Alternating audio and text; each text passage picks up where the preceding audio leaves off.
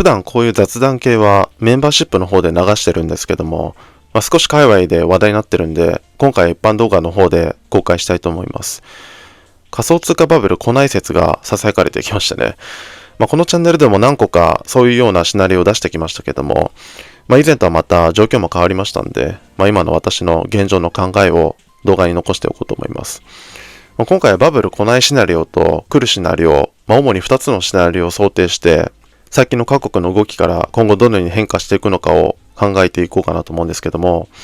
まずそもそもなんでみんながバブルが来ないんじゃないかと懐疑的になっているかというとですね、以前まではほぼトランプが勝つだろうと見込まれていた米大統領選の雲行きが怪しくなってきたこと、そして前回のバブルにはなかった AI などの存在ですね。注目されているのはブロックチェーンだけではなくて、他の分野にもありますから、以前のように仮想通貨市場に資金が集中しないんじゃないかと懸念されています。で、私が考えている現在のシナリオに関しては、主に2つですね。まずバブルが来ないシナリオに関しては、FRB の利下げはほぼ確実なんで、それはいいんですけども、その後、米大統領選でハリスが勝って、もうそこでジエンド、リスクオン資産全般が死んで、反撃サイクルも来ることもなく、反撃神話が崩れて、仮想通貨市場が崩壊するシナリオですね。で、この反撃サイクル終了に関しては、以前の動画でも何回かお伝えしましたけども、これまでの反撃バブルはほとんど根拠のない上げだったんですね。そのビットコインのマイニング量が半減するからという理由だけであるともう爆上がってきた。それはブロックチェーンが世界を変えるかもという期待と、前回の反撃上がったから今回も上がるだろうという期待から、これまではなんとか期待に応えてこれましたけども、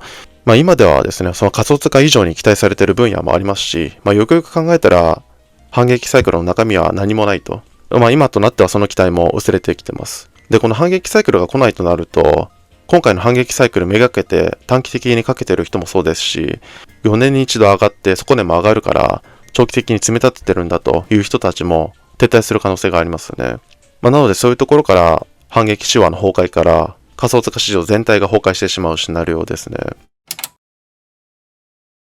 あと続いてバブルが来るシナリオに関しては、FRB の利下げからトランプが勝って、リスクオン資産全般が上がる。で、そしてその勢いで反撃サイクルに突入して、無事今回も反撃バブル成立で、仮想通貨市場がまた4年後まで期待が保たれるといった流れです。で、ここまでは世間一般的に囁かれている流れと同じだと思うんですけども、私はその後のことを少し考えてまして、でまず一つは、これも何回か言ってますけども、私はバブルが来たとしても限定的になると思ってるんですね。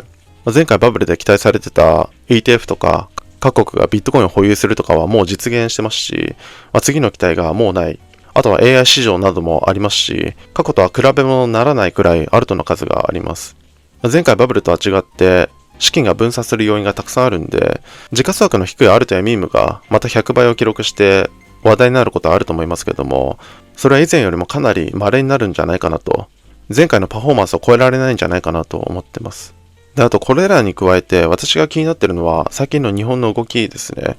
その SBI とフランクリン・テンプルトンの合弁会社設立からついに日本にも ETF が誕生するんじゃないかとか、長年待たされてた税率 20% が来年についに実現するんじゃないかとか、動きが多くなってきました。日本国民としては待望の展開だと思うんですけども、私としてはこれもピークになる要因の一つになるんじゃないかなと思ってます。未だに世界的には日本人はカモだという印象が一部でまだあるんで、日本が本腰入れたらもうこの分野は終わりだと、日本人に引き渡して次の分野に行こうと、投資してる人ならそういう風に考える人も少なくないと思います。なので私としてはバブルが来たとしてもそこまで楽観視しないシナリオ、ちゃんと逃げ時を早めに設定しておく必要があるなと思ってます。で、これだけ話すと悲観的なものばっかりになってしまうんで、最後にビットコインの長期的なことに関して少し話そうと思います。中期的に見たら大統領選の勝敗や反撃サイクルの有無などで上下はあると思いますけども、ビットコインに限っては長期的に見たら資金の避難先として選ばれる可能性は未だに高いんじゃないかなと思ってます。ETF の実現からですね、これ以上のファンダ期待できるところはないんですけども、逆に考えるとファンドとしては出尽くした形になるんで、状況としてはより金とか資源に近くなったという捉え方をしてるんですね、個人的には。なので今後は希少性に焦点が当たると思いますんで、ブロックチェーンに何も事故がなければですけど、各国の法定通貨の価値が薄れるごとに資金が積み上げられていくんじゃないかなと思ってます。ただこれはビットコインに限ったことなんで、今現在無数に存在しているアルト、ミームに関しては、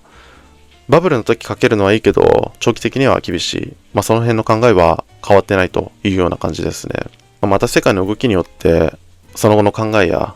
ポジションを変更する必要はあると思いますけども、今現在の主な考えを残してみました。今日はこのとかですが何かありましたらコメントいただけるとありがたいです。よければチャンネル登録とグッドボタンよろしくお願いします。